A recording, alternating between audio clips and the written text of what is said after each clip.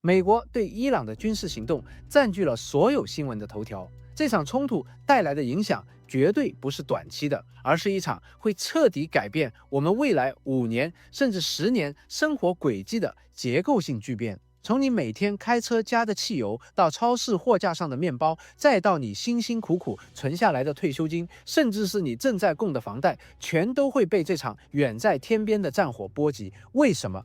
因为这场冲突刚刚好精准地引爆了全球经济最脆弱的2颗定时炸弹。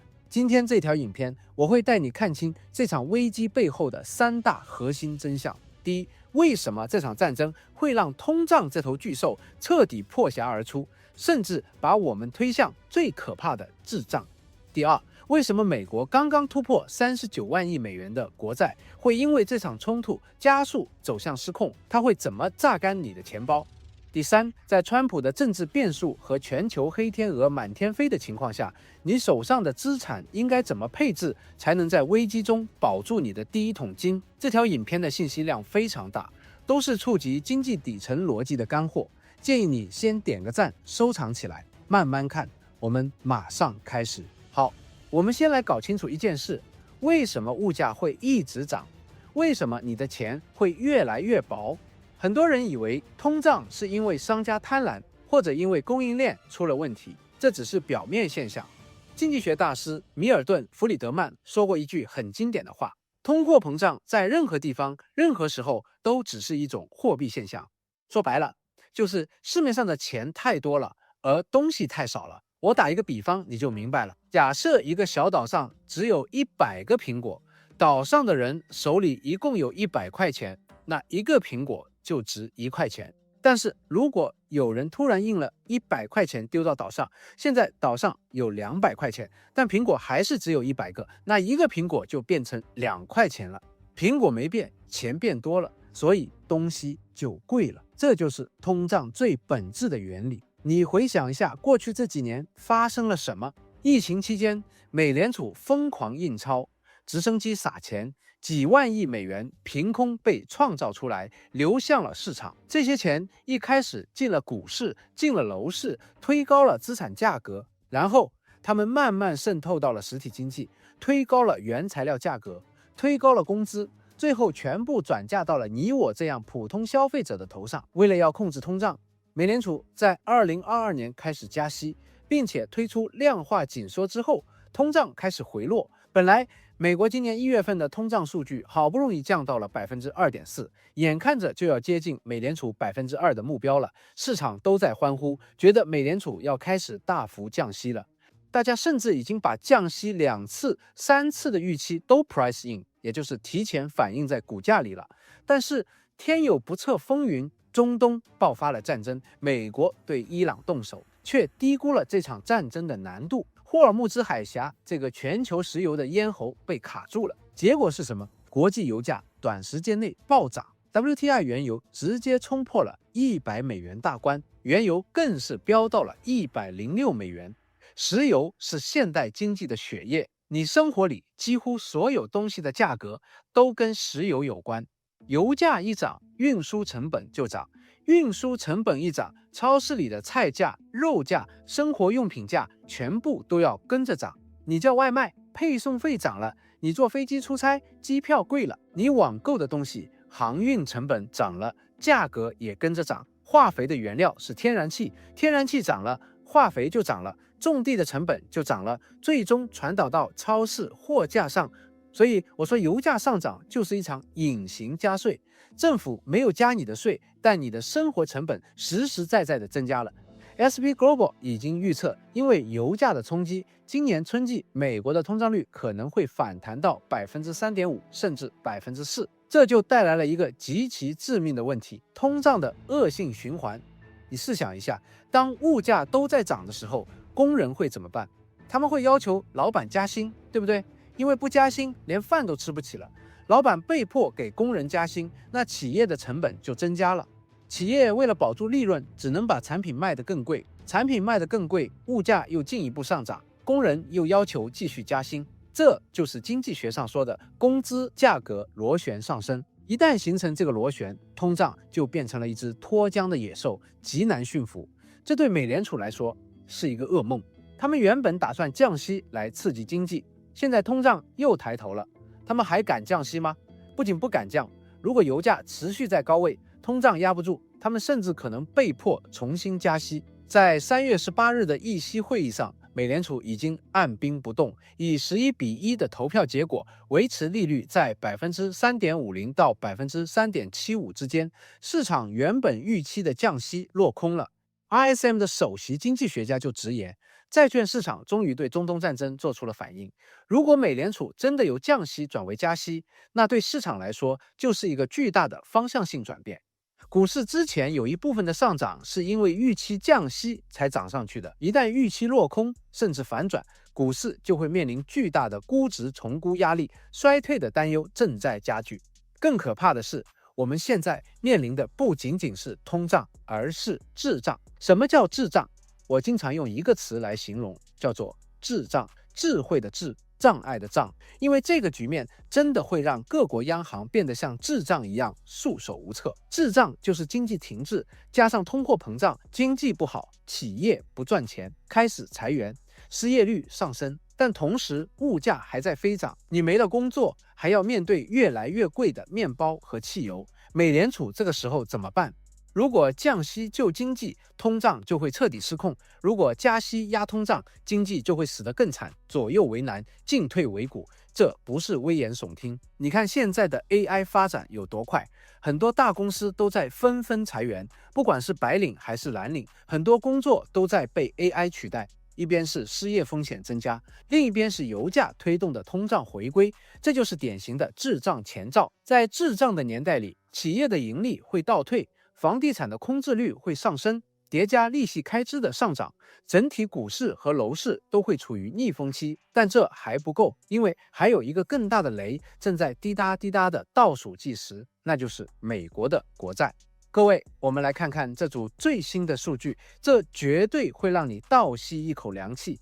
就在这个月，2026年3月，美国的总债务正式突破了39万亿美元。这是一个什么概念？5个月前，这个数字还是38万亿。现在，美国的债务每天都在以大约72.3亿美元的速度增加，平均分摊下来，每一个美国人，不管男女老少，一出生就背着超过11万美元的债务。我在 GMT 课程里跟学生说过，美国的财政赤字是民主选举制度下必然会越来越严重的问题，这是一个结构性的问题。意思是说，只要民主制度不变，赤字会越来越严重。你想想看，每个总统候选人为了拿选票，一定会开出各种福利支票，减税，增加开支，最后就是把赤字越搞越大。我从2012年教房地产的时候就开始讲这个问题，10几年过去了，你看这个雪球是不是越滚越大？更致命的是利息。以前利率低的时候，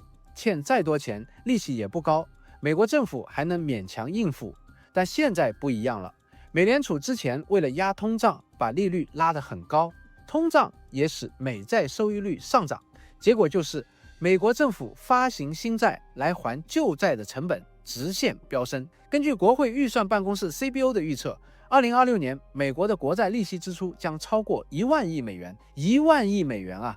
这笔钱已经超过了美国全年的国防预算，也就是说，美国政府现在收上来的税有将近20%都要拿去还利息，利息支出占了联邦总支出的14%。而且未来12个月，美国还有10万亿美元的债务要到期，必须重新发行新债来借新还旧。Apollo 的首席经济学家更是预测，今年的预算赤字有望达到2万亿美元。这就好像一个人月薪3万块，但是每个月光是还信用卡的利息就要6000块，而且他的信用卡欠款还在每天增加，他不但不还本金，还在不停的刷新的信用卡来还旧的。你说这个人迟早会怎样？问题来了，借这么多钱，谁来买单？以前美国国债是不愁卖的，中国买，日本买，中东的产油国买，欧洲的盟友也买，大家把赚来的美元又借给美国政府，美国政府拿去花，这是一个完美的美元闭环。但现在这个完美闭环正在被打破，3大买家正在集体消失。首先是中国，中国已经连续很多个月在减持美债，转而去买什么？买黄金。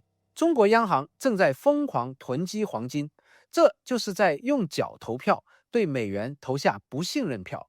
拜登把美元当作战略武器，冻结俄罗斯的美元资产，这让中国和俄罗斯都加速了去美元化的步伐。其次是中东产油国，以前他们卖石油赚了美元就买美债，这叫石油美元。但现在呢，中东打仗了，石油运不出去，他们自己都缺钱，而且一旦战打完，他们也要钱来重建国家，哪还有闲钱去买你的美债？更有可能的是抛售美债来提取资金。更何况美国在以色列问题上的立场已经让很多中东国家心生不满，他们正在慢慢向金砖国家的货币体系靠拢。最后是欧洲和美国本土的投资者，欧洲自己也一堆烂摊子。欧洲许多资金在川普威胁要抢格陵兰之后，就开始抛售美债，而美国本土的机构投资者看到这39万亿的无底洞，心里也开始发毛了。桥水基金创办人达利奥更大声疾呼要远离美债。就在3月28日， Fortune 杂志报道了一个很危险的信号，美国财政部拍卖的2年期、5年期和7年期国债全部出现了需求疲软的情况，没人愿意买，或者说大家要求更高的利息才肯买。结果就是10年期国债收益率直接飙升到了 4.44%，2年期突破了 4%，30年期更是逼近了 5%。MOVE 指数衡量债券市场波动性的指标飙升到了跟价格不稳定和政策失灵一致的水平。金融市场上有一个词叫做债券意境，意思就是当投资者觉得政府的财政政策太不负责任，借钱太多，通胀太高的时候，他们就会集体抛售国债，推高收益率，用市场的力量来逼迫政府收敛。现在这些债券意境可能又要出手了。如果美债没人买，收益率继续狂飙，会发生什么事？企业借钱的成本会大增，老百姓的房贷利率会暴涨，股市的估值会被大幅压缩。这就是我在 GMT 里跟学生讲的债务型经济心脏病。高利息导致债券供过于求，利率进一步上升，引发经济衰退，最后央行只能被迫印钞买债，引发更严重的通胀和货币贬值，形成死循环。而且 CBO 预测，从2025年到2036年，美国公众持有的债务还将增长 86%， 也就是再增加26万亿美元。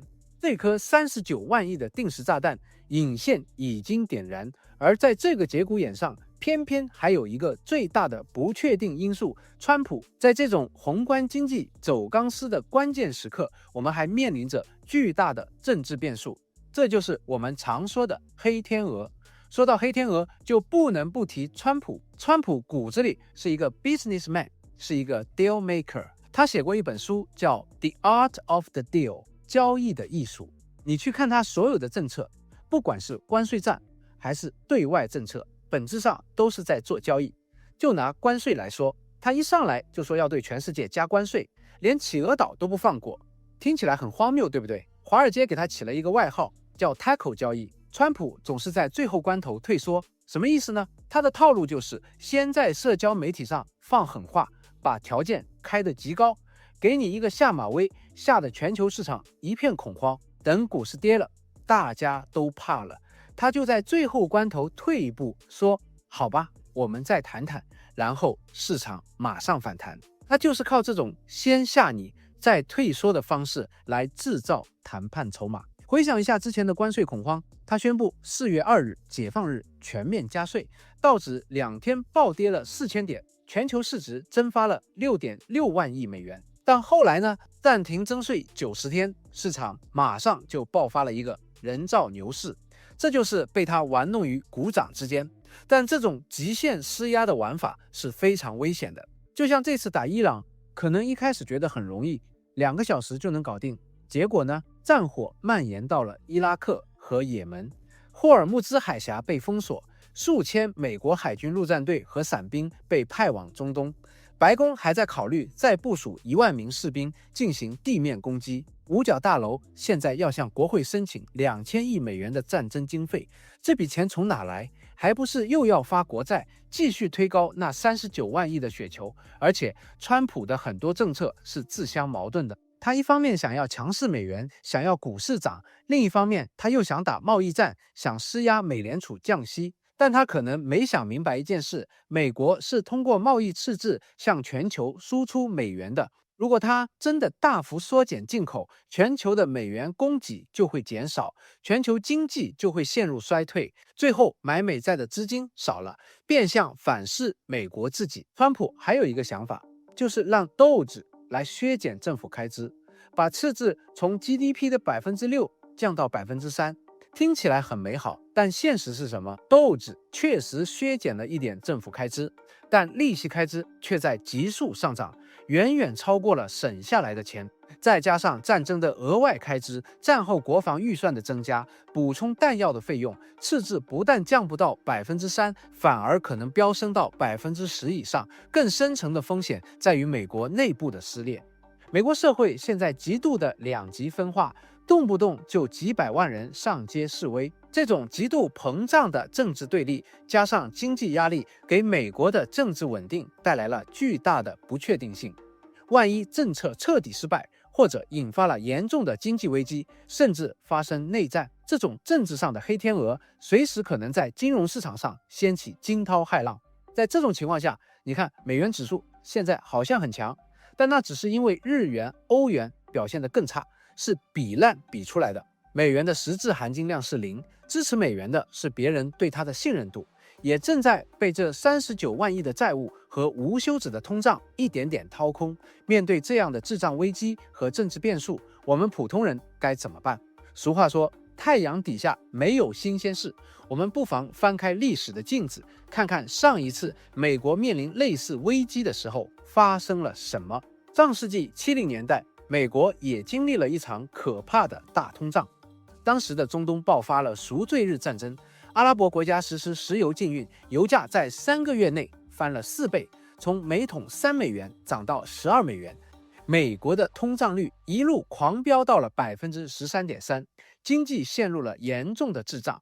标普500在接下来的12个月里暴跌了44.6%，无数普通家庭的财富被蒸发，加油站排起了长龙，有些州甚至实行了单双号限行。你看，跟现在是不是很像？都是中东打仗，都是石油供应被掐住，都是油价暴涨。当时的美联储主席叫伯恩斯，他因为受到当时总统尼克逊的政治施压，为了保住经济和选票，一直不敢大幅加息，结果导致通胀彻底失控。无数普通家庭的财富在那个年代被通胀这个隐形小偷洗劫一空。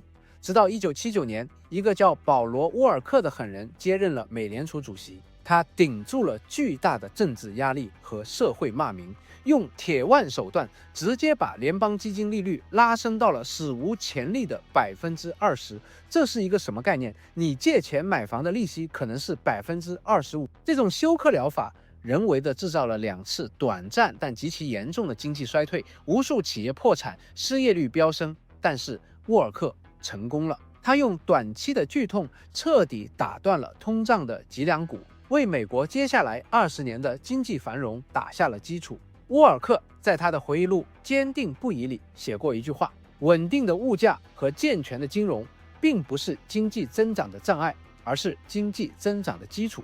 这句话在今天听起来格外刺耳。现在的美联储还有沃尔克当年的那种独立性和勇气吗？在川普的极限施压下，在39万亿国债的重压下，美联储如果不敢像沃尔克那样下狠手，那通胀这头巨兽就不可能被轻易制服。我在 GMT 里跟学生说过，独立的央行就像大船的压舱石，没有这块压舱石，船就会翻。在这种乱世之中，资金会往哪里跑？有一句老话，乱世黄金，盛世古董，但黄金最近的表现却让很多人看不懂了。你看这个走势图，黄金在今年初从约4353美元一路飙升，1月中曾经冲上了5600美元的历史新高。美伊战争刚开打的头1-2天，黄金确实短暂冲高了一下，大家都怕了，赶紧买黄金避险。但接下来发生了什么？黄金反而一路暴跌，从5400多跌到现在的4400多，跌幅超过18%。今年的涨幅几乎快要全部回吐了。你可能会觉得奇怪，不是说乱世买黄金吗？现在明明在打仗，为什么黄金反而跌了？这就是很多投资小白容易踩的坑。你要明白一个底层逻辑：战争爆发后，美元因为避险需求反而走强了，而黄金是以美元计价的，美元一强，黄金就承压。更重要的是，很多机构在股市暴跌的时候，被迫卖出黄金来补仓，来应对保证金的追缴，这就是所谓的流动性挤压。危机刚开始的时候，什么都会跌，连避险资产也不例外。2008年金融海啸的时候，黄金也曾经在初期跌了25%，但后来呢，它从700多美元一路涨到1900美元。最新的消息是，在中东战争爆发后，土耳其政府需要资金，抛售了不少黄金。随着降息预期下降，甚至有可能加息，这也不利黄金，因为黄金是不会生利息的，利息涨了，变相持有黄金的机会成本高了。这三个因素加上黄金也涨了这么多，累积了不少获利盘，使金价在近期下跌。所以黄金现在的下跌不代表它的长期逻辑被打破了。各国央行，特别是中国和中东国家，仍然在持续囤积黄金。金砖国家推动去美元化的大趋势没有改变。只要美国的39万亿国债问题不解决，只要地缘政治的冲突不断，黄金作为避险资产的底层逻辑就不会改变。但短期内，你千万不要因为乱世买黄金这句话就盲目追高，因为危机初期的流动性挤压会让所有资产都承压，包括黄金。真正的机会是在恐慌卖压之后。好，讲了这么多宏观的风险，最后也是最重要的部分，面对这场可能到来的风暴，你手上的钱到底该怎么办？我经常说，投资最大的敌人不是市场，而是你自己的情绪。在这种黑天鹅满天飞的市场里，焦虑的人在牌桌上是赢不了的。你要做的不是去赌明天大盘涨还是跌，而是建立一套能够穿越牛熊的资产配置体系。我给大家3个具体的建议。第一，重新审视你的美股和房地产仓位。现在的美股估值仍然太贵了，很多人觉得跌了10几、20%就是捞底的机会，但我告诉你，历史上真正的崩盘跌幅都是50%起步的。1973年标普跌了44.6%，2008年金融海啸跌了超过47%。在滞胀的环境下，企业盈利下降，利率又高，估值会被双重压缩。所以，对于那些没有核心竞争力、只靠讲故事炒作的科技股，你要非常小心。至于房地产，在滞胀期也是不保值的。经济不好，商场租不出去 ，AI 普及，办公室需求减少，失业率上升，普通住宅大家也租不起。不要再用过去20年买房必赚的思维来看待未来的房地产。第二，保持充足的现金流，等待错杀的机会。在危机中，现金虽然会被通胀侵蚀，但它给了你最重要的东西——选择权。当市场极度恐慌的时候，很多真正优质的好公司会被不计成本的抛售，价格会跌到远低于它的内在价值。这就是我们常说的被市场错杀。最近我研究了不少公司的业绩发布，许多业绩好的公司股价也遭遇抛售，这就是长线价值投资者以低价买入高质股票的机会。危机往往就是财富重新分配的最佳时机。当因为宏观的负面消息、市场的非理性恐慌，导致一些基本面极其优秀的好公司被严重低估时，这就是我们用低廉价格买入优质资产的黄金窗口。这个时候买入，安全边际最高，未来的回报也最大。但前提是，当这个100年一遇的机会出现的时候，你手里必须有子弹。所以保留足够的现金，不要随便加杠杆，让子弹飞一会儿。我年轻的时候也输清光过2次，1997年亚洲金融风暴和2000年科网泡沫，2次都把本金输光了。但正是那些惨痛的教训让我明白，投资先求知，没有人会无证驾驶，但很多人在没学过投资的情况下就把身家投进了市场，第三，用生意人的眼光去投资，追求长期安心，不要去炒短线，不要去猜川普明天会发什么帖子。你要把自己当成一个生意人，去买那些有真实利润、有强大护城河，能够把通胀成本转嫁给消费者的好公司。看一家公司，不是看它明天的股价，而是看它3到5年的发展前景。如果你觉得自己看不懂财报，不知道怎么选股，不知道怎么在危机中做风险管理，那这就是我做 GMT 会员计划的初衷。在 GMT 里，我们不教你一夜暴富，我们教你怎么看懂宏观大势，怎么用生意人的眼光去发掘那些被错杀的潜力股，怎么做风险管理。我们每个星期都会用最新的市场数据做实战分析，手把手带你建立一套系统化的投资方法。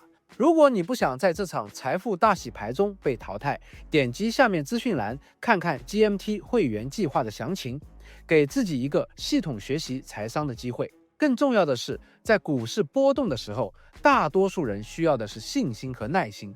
在 GMT 的每周指导里，我和其他导师会不断指正大家的错误心态，通过分析和分享，给大家坚定的信心，做好风险管理的同时，捕捉那些被错杀的优质企业。最后，我想问大家一个问题：面对美国39万亿的国债和随时可能爆发的滞胀，你觉得你现在手上的资产配置安全吗？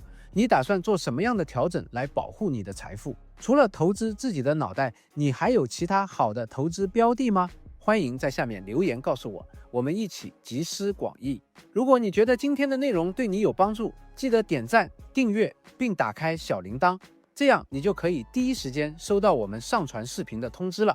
我们会把复杂的经济和投资理论通过实事来简单的讲给你听，也请你把今天的影片分享给你身边关心投资的朋友，让更多人看到。我们下条影片再见。